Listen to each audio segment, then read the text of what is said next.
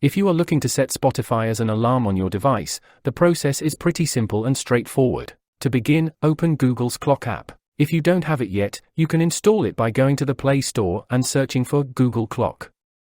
Once you open the app, ensure you are on the Alarm tab, which you can find at the bottom. From there, locate the alarm you wish to modify and tap the alarm sound button, which resembles a bell with 2 shaking lines. Next, you'll be directed to the alarm sound page. Click on the Spotify tab from the options along the top. If you don't see your desired song right away, use the magnifying glass-shaped search button to find it. Once you've found the song, tap on it to select it. Now, return to the alarm page, and that's it. Your specified Spotify song is now set as the alarm sound. For iOS users, unfortunately, setting Spotify music as an alarm isn't natively available. But you can download a custom app like Morning Alarm for Spotify from the App Store.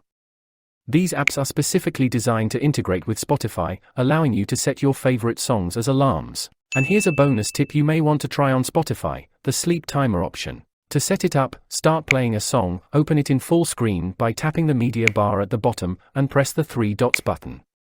Scroll down until you see the sleep timer and select how long you wish to listen until the app stops the audio.